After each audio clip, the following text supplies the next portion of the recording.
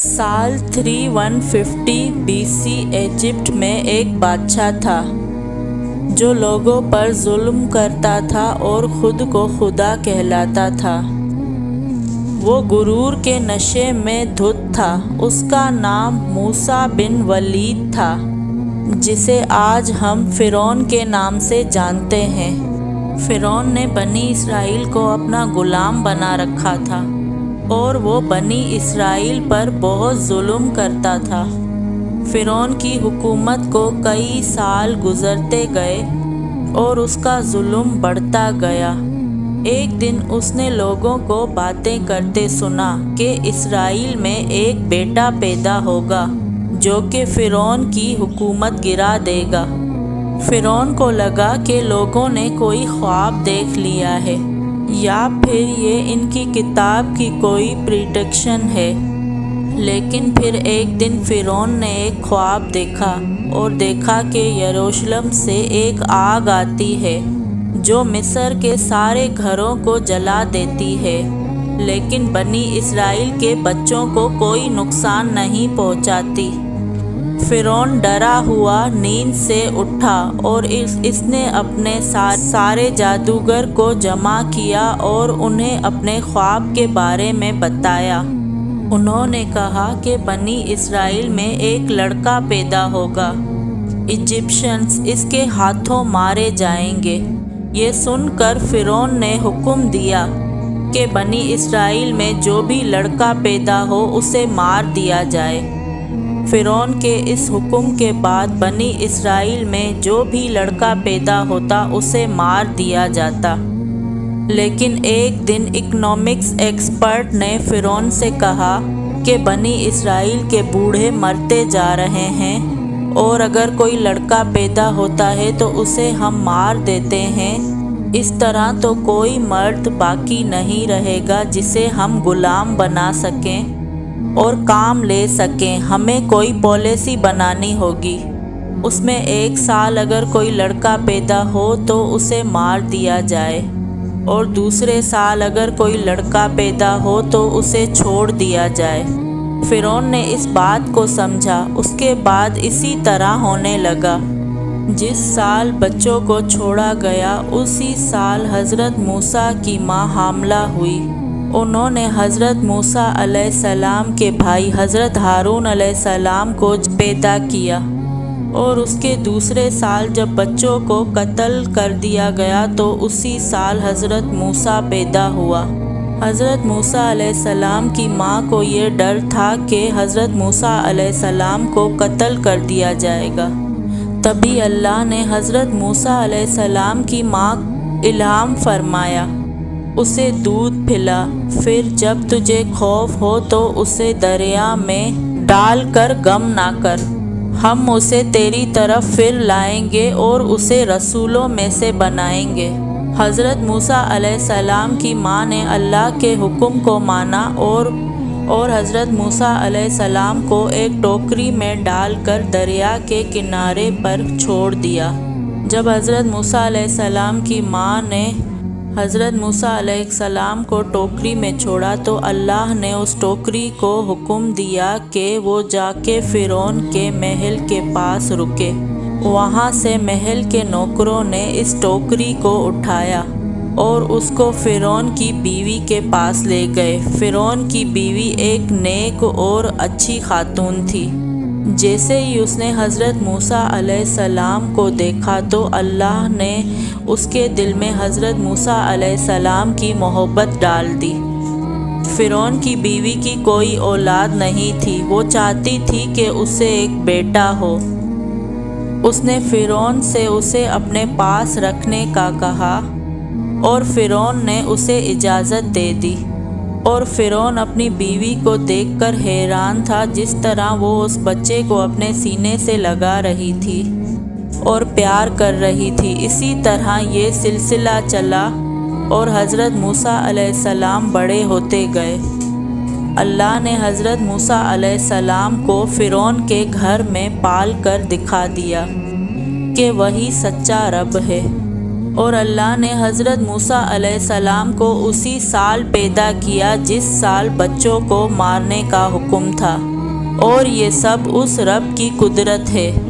حضرت موسیٰ علیہ السلام کو اللہ نے طاقت اور دین کا علم عطا کیا تھا۔ ایک دن حضرت موسیٰ علیہ السلام نے دیکھا کہ ایک اسرائیل کو مصر کے لوگ پیٹ رہے تھے۔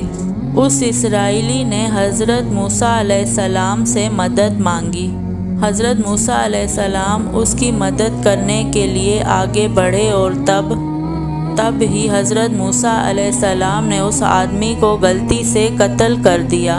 حضرت موسیٰ علیہ السلام کو لگا کہ انہوں نے بہت بڑی غلطی کر دی، اور وہ اس بات سے بہت دکھی تھے، اور انہوں نے اللہ سے معافی مانگی، اور اللہ نے انہیں فوراً معاف کر دیا، کیونکہ حضرت موسیٰ علیہ السلام کا اس انسان کو قتل کرنے کا کوئی ارادہ نہیں تھا، وہ تو بس اس مظلوم کی مدد کرنا چاہتے تھے۔ پھر اگلے ہی دن حضرت موسیٰ علیہ السلام نے دیکھا کہ جسے لوگ مار رہے تھے آج وہ شخص پھر کسی لڑائی میں پڑا ہوا ہے۔ موسیٰ علیہ السلام اس شخص کے پاس گئے اور اسے کہا کہ تم مجھے کوئی جھگڑالو لگتے ہو، تمہارا ہر روز کسی نہ کسی سے کوئی جھگڑا رہتا ہے۔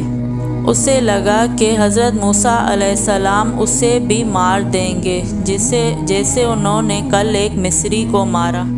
تو اس اسرائیلی نے حضرت موسیٰ علیہ السلام سے کہا کہ کیا تم مجھے بھی مارو گے جیسے کل تم نے مصری کو مارا تھا؟ جیسے ہی اس اسرائیلی نے حضرت موسیٰ علیہ السلام کو یہ کہا تو وہاں آس پاس کے کھڑے ہوئے لوگوں نے یہ سن لیا اور جا کے اتھارٹی کو خبر دی کہ موسیٰ نے ایک مصری کا قتل کر دیا ہے۔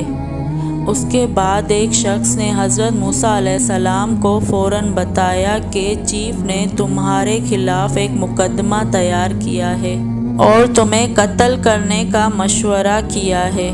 میں تمہیں یہ مشورہ دوں گا کہ تم یہاں سے بھاگ جاؤ۔ اور حضرت موسیٰ علیہ السلام کو جیسے ہی یہ پتہ چلا تو وہ فوراً مصر سے بھاگ گئے۔ ان کے پاس نہ کوئی کپڑے تھے نہ کھانے کے لیے کچھ تھا، وہ ننگے پیر گرم ریت پر چل رہے تھے۔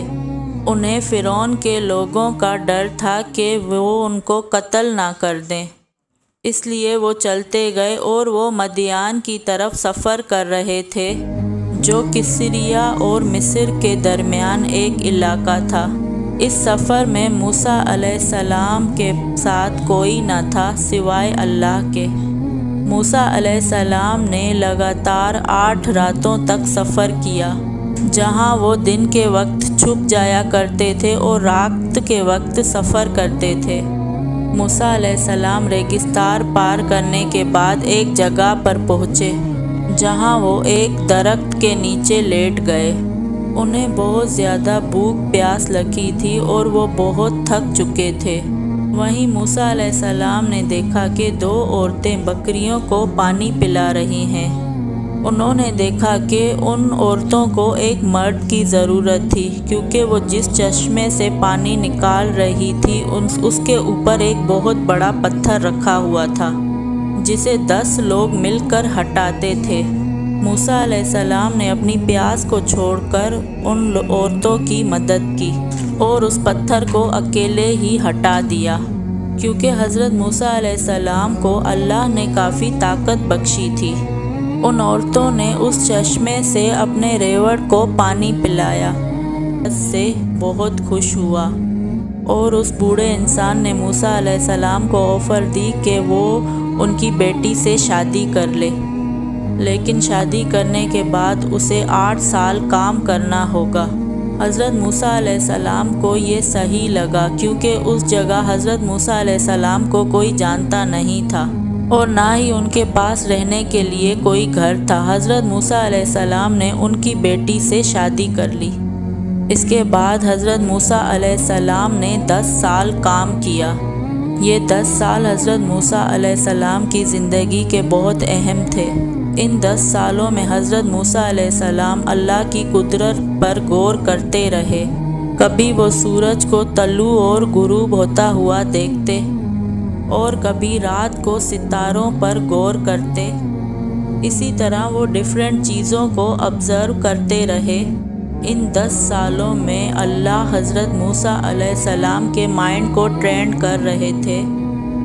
پھر ایک دن حضرت موسیٰ علیہ السلام نے اپنے گھر مصر واپس جانے کا فیصلہ لیا۔ موسیٰ علیہ السلام اپنی ماں اور اپنے بھائی سے ملنا چاہتے تھے، اور ویسے بھی ان کو اس مصری کو مارے واپس جانے میں کوئی خطرہ بھی نظر نہیں آیا۔ موسیٰ علیہ السلام اپنی فیملی کو لے کر مصر نکل پڑے، لیکن انہیں کیا پتہ تھا کہ یہ سفر ان کی زندگی بدلنے والا ہے۔ موسیٰ علیہ السلام سفر کرتے وقت ایک پہاڑ پر پہنچے جس کا نام تھا کوہ طور۔ اس پہاڑ پر ان کو ایک آگ جلتی ہوئی نظر آئی۔ موسیٰ علیہ السلام جسم کو گرم رکھنے کے لیے آگ لینے گئے۔ جیسے ہی وہ آگ کے پاس پہنچے تو انہیں ایک خوبصورت آواز سنائی دی، اے موسیٰ، میں اللہ ہوں، اس کائنات کا رب۔ حضرت موسیٰ علیہ السلام نے گھبرا کر ادھر ادھر دیکھا، ان کو پھر وہی آواز سنائی دی، اے موسیٰ، تیرے دائیں ہاتھ میں کیا ہے؟ حضرت موسیٰ علیہ السلام نے کانپتے ہوئے جواب دیا، یہ میرا اسلحہ ہے جس پر میں ٹیک لگاتا ہوں، جس سے میں اپنی بھیڑوں کے لیے شاخیں مارتا ہوں اور اسی سے دوسرے کام کرتا ہوں۔ اسی آواز نے اسے حکم دیا، لاٹھی پھینک دو۔ انہوں نے ایسا ہی کیا اور فوراً وہ لاٹھی سانپ بن گئی۔ موسیٰ علیہ السلام بھاگنے کے لیے دوڑے، لیکن پھر اسی آواز نے کہا کہ اے موسیٰ، ڈرو نہیں، اسے پکڑو، ہم اسے پہلی حالت میں لوٹا دیں گے۔ اور سانپ واپس اپنی لاٹھی میں بدل گیا، اور پھر موسیٰ علیہ السلام کا ڈر ختم ہو گیا، کیونکہ انہوں نے محسوس کیا کہ وہ حق کی گواہی دے رہے ہیں۔ یہاں غور کرنے والی بات یہ ہے کہ اللہ نے حضرت موسیٰ علیہ السلام کو اس چھڑی کے فائدے دکھائے اور پھر اسے کہا کہ پھینک دو۔ اس کے بعد جب وہ چھڑی سانپ بن گئی تب اللہ نے کہا اس چھڑی کو اٹھاؤ۔ یہاں بڑا ہی کمال کا سب کچھ چھپا ہے۔ جب تک تم اپنی پسندیدہ چیزوں کو اللہ کی راہ میں قربان کرو گے اور ان چیزوں کو جو کہ تمہیں بری لگتی ہیں، جب تک تم اللہ کے لیے اپناؤ گے تب تک تم کامیاب رہو گے، اور اسی میں پورا کا پورا دین چھپا ہے۔ اللہ نے حضرت موسیٰ علیہ السلام سے کہا کہ اپنا ہاتھ چادر میں چھپا لو۔ حضرت موسیٰ علیہ السلام نے جب اپنا ہاتھ چادر میں ڈالا اور باہر نکالا تو ہاتھ میں ایک شاندار چمک تھی۔ اللہ نے حضرت موسیٰ علیہ السلام کو حکم دیا کہ تمہارے رب کی طرف سے تمہارے لیے یہ 2 نشانیاں ہیں، فرعون اور اس کے سرداروں کے پاس جاؤ، کیونکہ وہ بدکار گروہ ہیں اور حد سے گزر چکے ہیں۔ پھر اللہ نے حضرت موسیٰ علیہ السلام کو اپنی حفاظت کا یقین دلایا اور ان کے دل کو سکون دیا۔ موسیٰ علیہ السلام اور ہارون ایک ساتھ فرعون کے پاس گئے اور اسے اپنا پیغام پہنچایا۔ موسیٰ علیہ السلام نے فرعون کو دین کی دعوت دی۔ فرعون نے کہا، موسیٰ علیہ السلام پاگل ہے، اس نے میرے سامنے بات کرنے کی جرأت کی۔ فرعون نے پوچھا کہ تم کیا چاہتے ہو؟ موسیٰ علیہ السلام نے کہا کہ میں چاہتا ہوں کہ تم بنی اسرائیل کو ہمارے ساتھ بھیج دو۔ فرعون نے پوچھا کہ میں ان کو کیوں بھیج دوں؟ یہ تو میرے غلام ہیں۔ موسیٰ علیہ السلام نے جواب دیا کہ یہ اللہ کے بندے ہیں۔ فرعون نے موسیٰ اور ہارون علیہ السلام کو حراست میں لے لیا اور اس نے دنیا کے بہترین جادوگروں کو اکٹھا کیا۔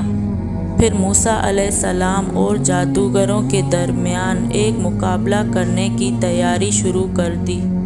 موسیٰ علیہ السلام نے جادوگروں سے کہا کہ پہلے وہ اپنا جادو دکھائیں۔ انہوں نے اپنی جادوئی چیزیں زمین پر پھینک دی۔ ان کی لاٹھیوں اور رسیوں نے سانپ کی شکل اختیار کر لی۔ پھر سب دیکھ کر حیران رہ گئے۔ فرعون اور اس کے ساتھیوں نے تالیاں بجائی۔ پھر موسیٰ علیہ السلام نے اپنا اسلحہ پھینکا اور وہ بہت بڑا سانپ بن گیا، اور یہ دیکھ کر سارے لوگ کھڑے ہو گئے۔ فرعون اور اس کے آدمی خاموش بیٹھے تھے۔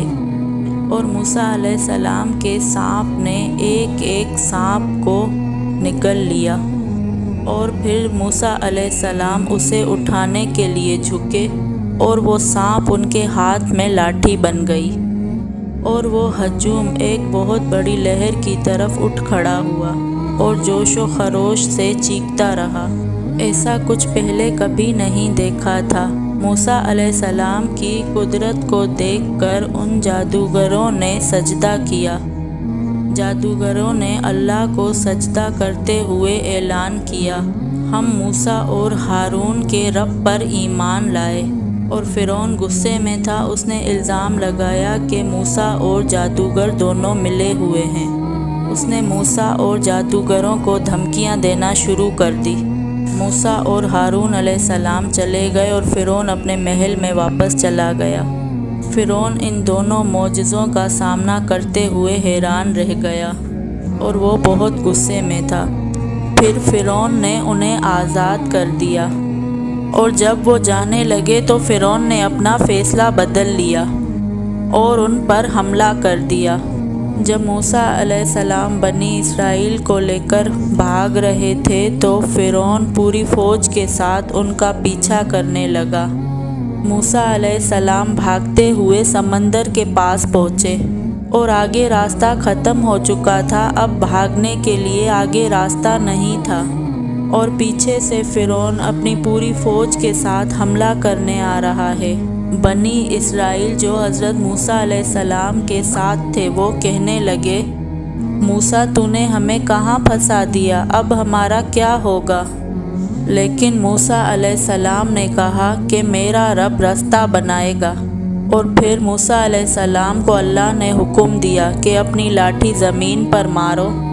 موسیٰ علیہ السلام نے ایسا ہی کیا۔ اس کے بعد ایک کمال کا معجزہ ظاہر ہوا۔ جب سمندر میں راستہ بنا تو حضرت موسیٰ علیہ السلام بنی اسرائیل کے ساتھ سمندر کا راستہ پار کر گئے، لیکن جیسے ہی فرعون اپنی فوج کے ساتھ گزرنے لگا تو اللہ نے سمندر کو حکم دیا اور اس نے فرعون اور اس کے ساتھیوں کو اپنی لپیٹ میں لے لیا۔ لیکن کہانی یہاں ختم نہیں ہوتی۔ اللہ نے قرآن پاک میں فرمایا ہے کہ ہم نے فرعون کی لاش کو بعد آنے والے لوگوں کے لیے ایک مثال بنا کے رکھا ہے۔ آج ہم تیری لاش کو بچا کر رکھیں گے تاکہ آنے والے لوگوں کے لیے ایک مثال قائم کر سکیں، اور بے شک لوگ ہماری نشانیوں سے غافل ہیں۔ 1898 کو ریڈ سی میں فرعون کی لاش کو ڈسکور کیا گیا، اور کمال کی بات یہ ہے کہ یہ لاش ہزاروں سالوں سے ابھی تک اس حالت میں برقرار ہے۔ یہ لاش اسی سمندر میں پائی گئی تھی جس سمندر میں فرعون کو ڈبویا گیا تھا۔ یہ لاش کائرو کے ایک میوزیم میں رکھی ہوئی ہے، اور یہ لاش پوری دنیا کے لیے ایک مثال ہے، اور یہ سب اللہ نے قرآن میں فرمایا ہے۔